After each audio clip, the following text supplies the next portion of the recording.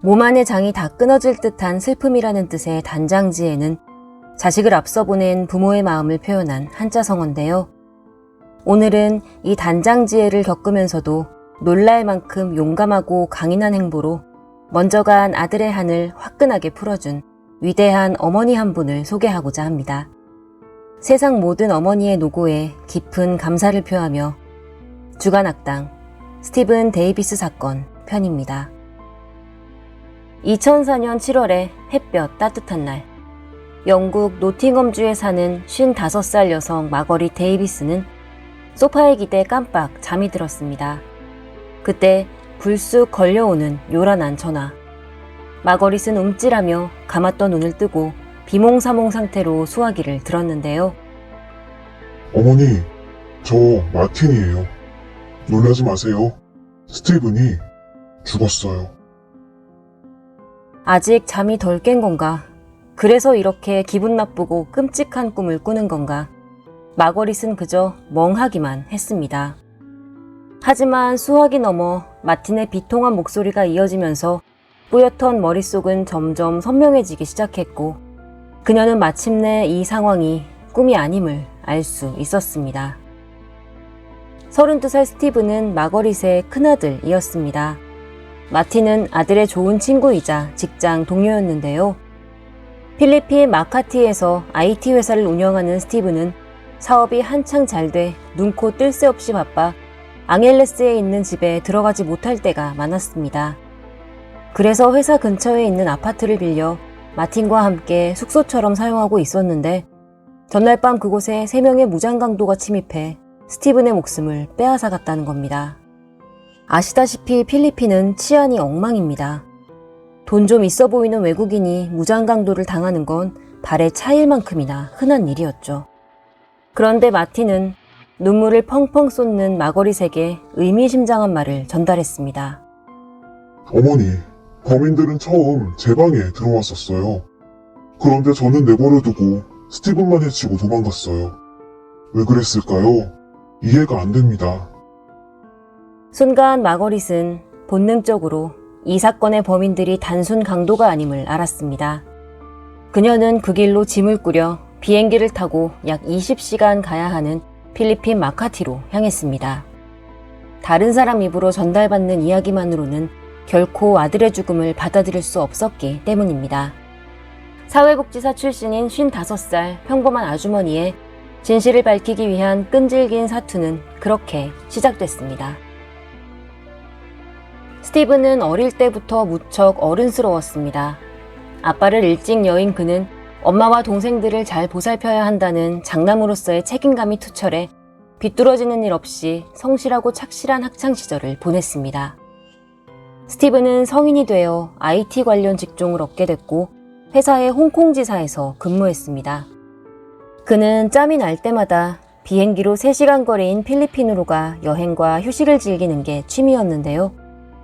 그러던 어느 날 아예 필리핀으로 이주해 사업체를 차려보면 어떨까 하는 생각이 들었고 얼마 지나지 않아 그는 홍콩의 월급쟁이에서 필리핀의 자영업자로 과감한 변신을 하였습니다. 스티븐이 차린 회사의 대주주는 그의 어머니 마거릿이었습니다. 그녀는 앨런이라는 남자와 재혼해 새 가정을 꾸리고 있었지만 장남의 능력과 노력을 믿었기 때문에 그간 저축한 돈을 선뜻 사업자금으로 투자했는데요. 어머니의 믿음이 원동력이 되었는지 아들의 사업은 승승장구했고 회사 규모도 점점 커져갔습니다. 스티븐 데이비스는 젊은 나이에 명실상부 어엿한 사업가가 되었습니다. 열심히 일한 만큼 열심히 놀아야죠. 혈기왕성한 스티븐은 밤놀이도 꽤나 즐겼습니다. 그러다 술집 종업원, 정확히 말하면 성노동자인 20대 초반의 필리핀 여성 에블린을 만나게 됩니다. 스티븐은 에블린이 마음에 들어 종종 그녀가 일하는 업소에 갔습니다. 그러다 그녀가 집안 형편이 너무 어려워 윤락으로 식구들을 부양하고 있다는 사실을 알게 됐죠. 성노동자가 집안 형편이 좋은 게 더 이상한 것 같긴 하지만 여하튼 스티븐은 에블린에게 깊은 연민을 느꼈고 이는 곧 사랑으로 번졌습니다. 에블린을 가난의 굴레에서 구해주고 싶어진 그는 아직 20대의 젊은 나이임에도 결혼을 결심합니다. 에블린은 스티븐의 프로포즈를 받고 하늘을 날 것만 같았습니다. 율락으로 먹고 살던 지옥 같은 삶에서 탈출하게 된 것은 물론이고 잘 나가는 사장님의 아내, 그것도 어린 여자한테 찝적대는 늙고 추한 남자가 아닌 자수성가한 젊고 훤칠한 영국 남자의 아내까지 되는 것이니 말입니다. 한마디로 하루아침에 팔자를 펴게 생겼습니다. 그 길로 업소를 그만둔 에블린은 스티븐이 펼쳐줄 장밋빛 미래에 꿈과 희망을 부풀리고 있었습니다. 하지만 이 결혼이 아무 잡음 없이 평탄하게 성사될 리는 없겠죠. 아들이 율락 여성과 결혼한다고 할 때 쌍수 들고 환영할 부부는 아마 없을 겁니다. 마거릿 역시 격하게 결혼을 반대했습니다. 젊은 아들이 결혼을 서두르는 것도 마음에 안 드는데 그 상대가 필리핀 성노동자라니 어머니 입장에서 억장이 무너졌을지 모를 일입니다. 그러나 스티븐의 의지는 단호했습니다. 그는 이미 에블린에게 온 마음을 빼앗겼고 어머니와 동생들을 책임지고 부양하려 했던 것처럼 에블린의 인생도 책임지겠다고 굳게 마음먹은 상태였습니다. 에블린을 영국으로 데리고 가 가족들에게 소개한 스티븐. 어머니, 양아버지, 동생들 그 누구도 그녀가 달갑지 않았지만 막상 만나 이야기를 나눠보니 나이가 어려서 그런지 순수한 면도 있는 데다 지독하게 가난한 가정 형편이 안쓰럽게 여겨지기도 했습니다. 자식 이기는 부모 없다고 어머니와 양아버지는 에블린을 새로운 식구로 받아들이는 것을 용인했습니다. 그렇게 국경과 인종을 초월한 남녀는 로맨스 영화 주인공들보다 더 로맨틱한 커플이 되어 필리핀에서 신혼생활을 시작했습니다. 어느 날부터 마거릿은 필리핀에서 오는 편지를 기다리는 게 삶의 가장 큰 기쁨이 되었습니다. 손녀 제시카와 손자 조슈아의 사진도 함께 받을 수 있었기 때문인데요. 눈에 넣어도 아프지 않을 어린 손주들과 여전히 다정하게 잘 사는 아들 내외를 보며 마거릿은 결혼을 반대했던 과거의 자신을 반성했습니다. 본인 고집 때문에 이 예쁜 가정이 생기지 못했을 수도 있다고 생각하면 등골이 오싹해지기까지 했습니다. 마거릿에게 있어 아들과 며느리, 손주들은 떠올리기만 해도 미소를 짓게 만드는 사랑스럽고 자랑스러운 존재였습니다. 하지만 필리핀 앙헬레스에서는 마거릿의 예상과는 전혀 다른 일들이 발생하고 있었습니다. 사업이 바쁘다는 이유로 외박이 잦은 남편 스티븐과 어린 두 아이를 혼자 돌보는 데에 질려버린 아내 에블린 사이에는 점점 감정의 골이 깊어져 갔고 그 절절했던 사랑의 감정도 서서히 식어갔습니다. 에블린은 생활비를 살림하는 데에 쓰지 않고 사치품을 사는 데에 사용했습니다. 워낙 없이 살던 사람이니 돈 쓰는 게 얼마나 신기하고 재밌을까. 스티븐도 처음엔 그 정도로 이해하고 넘어갔을지 모릅니다. 그런데 그가 폭발하게 된 계기가 있었습니다. 딸인 제시카를 데리러 아이가 다니는 학원에 갔더니 학원 선생님이 몇 달째 아이 학원비가 들어오지 않았다고 말한 겁니다. 분명 생활비뿐 아니라 아이들 교육비도 꼬박꼬박 갖다 줬던 스티븐. 그는 살림을 돌보는 데에 소홀한 것도 모자라 애들 학원비까지 유용하는 아내를 더 이상 두고 볼 수가 없었고 직업을 얻든 공부를 해서 대학에 입학을 하든 둘 중 하나를 하지 않으면 더 이상 집에 돈을 갖다 주지 않겠다고 선언했습니다. 경제력을 상실한 에블린은 예전처럼 신나게 돈을 쓸 수 없었고 부부 사이는 점점 더 악화되어 갔습니다. 사실 에블린이 돈을 물 쓰듯이 했던 것은 사치품을 사기 위해서만이 아니었습니다. 그녀는 남편이 잘 들어오지 않는다는 점을 이용해 아이들을 친정에 맡겨둔 채 시도 때도 없이 친구들과 파티를 벌이며 방탕한 생활을 했었는데요. 거기에 바람까지 피웠습니다. 상대는 아놀드라는 이름의 필리핀 남성. 같은 국적의 같은 또래이니 스티븐보다 말이야 더 잘 통했겠지만 이 남자는 경비원으로 일하며 박봉을 받는 빈털털이었습니다. 불륜에 드는 비용을 감당할 수 있을 리가 없었겠죠. 두 사람의 관계에서 지갑을 여는 쪽은 늘 에블린이었고 심지어 그녀는 아놀드의 생활비까지 원조해 주었습니다. 애들 학원에 내야 할 돈으로 말입니다. 그러나 꼬리가 길면 밟히듯 에블린의 모든 부정들은 결국 스티븐에게 발각됐습니다. 물론 남편으로서 큰 충격을 받기는 했지만 아직 나이도 젊고 경제력과 사회적 지위도 있고 무엇보다 아내에 대한 사랑도 예전 같지 않았기 때문에 이혼을 결정하는 일이 그에겐 별로 어렵지 않았는데요. 스티븐은 에블린에게 이혼을 통보한 뒤 더더욱 집에 들어가지 않고 회사 숙소에서 머물렀습니다. 영국에 있는 가족들은 스티븐이 이런 상황에 있다는 것을 전혀 알지 못한 채 내 식구가 오순도순 잘 살고 있는 줄로만 알았습니다. 그러던 와중에 마른 하늘에 날벼락이라도 치듯 스티븐이 무장강도를 당해 사망했다는 소식이 날아온 겁니다.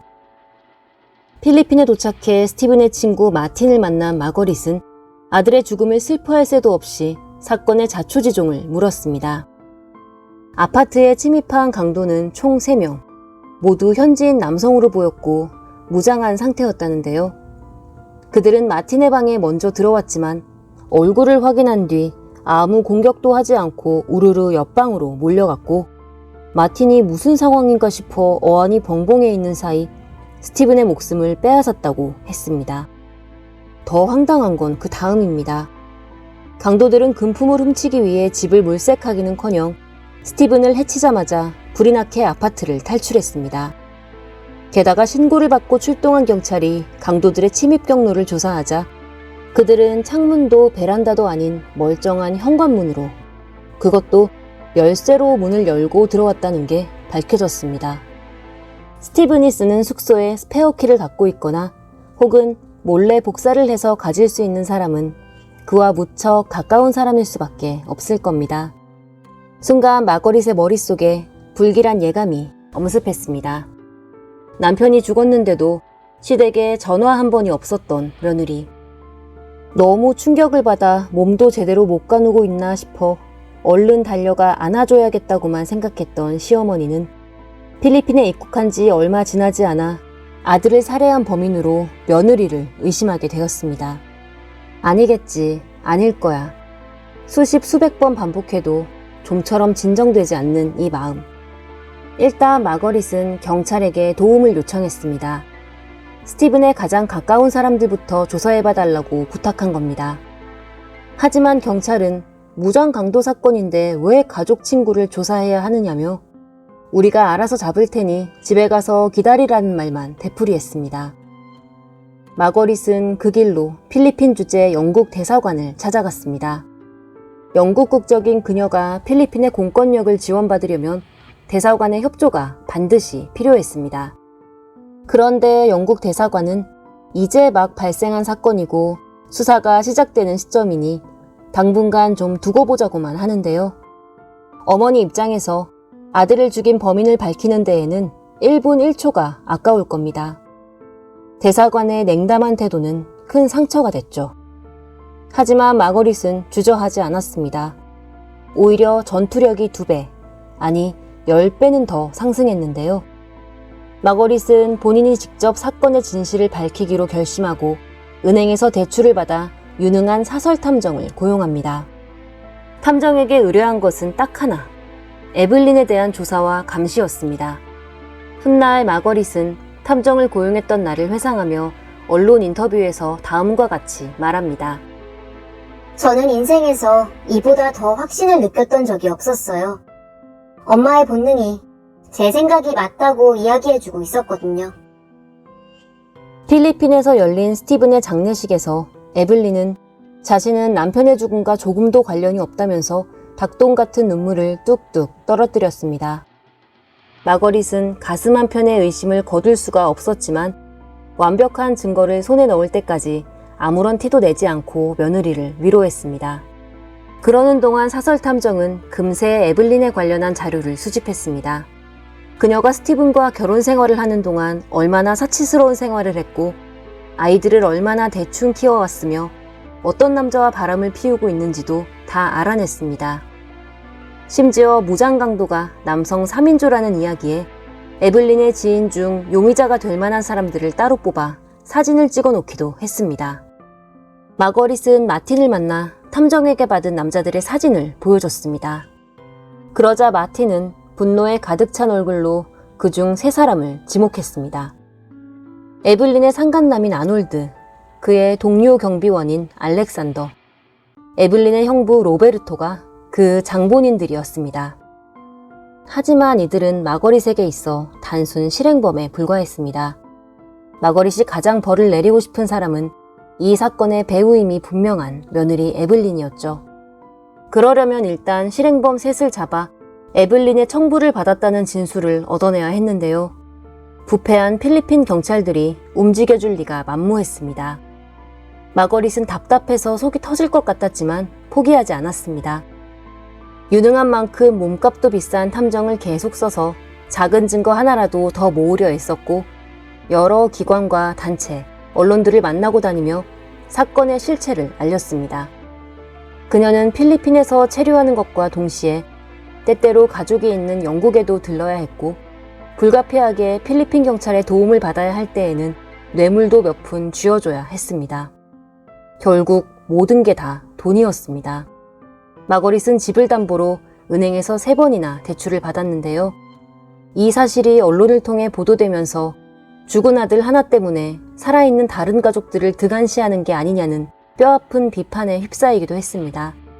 하지만 눈앞에 정상이 보이는데 여기 와서 포기할 수는 없겠죠. 마거릿은 아들의 죽음에 대한 진실을 밝히기 위해 반년이 넘도록 할 수 있는 모든 것을 다 했습니다. 전부 다 어머니였기에 가능한 일들이었습니다. 사건 당일 알리바이, 생존자 마틴과 다른 목격자들의 진술, 은밀한 제보 등 실행범 3사람이 체포될 증거는 이미 충분히 모였습니다. 필리핀 경찰은 탐정에게 이 증거들을 전달받고 어쩔 수 없다는 듯 에블린의 형부 로베르토를 제외한 내연남 아놀드와 아놀드의 동료 알렉산더를 스티븐 데이비스의 살인 혐의로 체포했습니다. 로베르토가 살인범 목록에서 빠진 까닭은 주범보다는 종범에 가까워서였기도 했지만 경찰 조사에 적극적으로 협조해서였는데요. 그는 아파트를 습격한 날 에블린이 차 안에서 3 남자를 기다리고 있었으며 현관문 열쇠를 건네준 사람도 남편의 얼굴을 정확히 알려준 사람도 다 에블린이라고, 에블린이 이 사건의 주모자라고 고자질을 했습니다. 이혼을 당하면 귀책 배우자로서 재산 분할도 제대로 못 받고 양육권도 빼앗길 게 뻔하니 차라리 남편 재산을 모두 가로채 아놀드와 새살림을 차릴 꿍꿍이었다는 겁니다. 드디어 에블린을 경찰 조사할 수 있게 되었지만 마거릿에겐 아직 과제가 하나 더 남아 있었습니다. 바로 손녀 제시카, 손자 조슈아를 데리고 오는 것이었는데요. 그러자 영국 대사관이 이제야 슬쩍 도움의 손길을 내밀었습니다. 제시카는 에블린과 함께 살고 있었는데 남편 살해 혐의가 있는 엄마가 딸을 데리고 있는 것은 위험하므로 또 다른 보호자인 외할머니에게 아이를 인수받아 돌볼 수 있도록 조치한 겁니다. 문제는 조슈아였습니다. 조슈아는 당시 에블린의 고향인 시골 마을 외갓집에서 생활하고 있었는데 위험인물인 엄마와 함께 있는 것이 아닌 할아버지 할머니와 함께 있으니 강제로 외할머니에게 인계할 명분이 없었습니다. 마거릿은 조슈아도 꼭 데리고 오고 싶었습니다.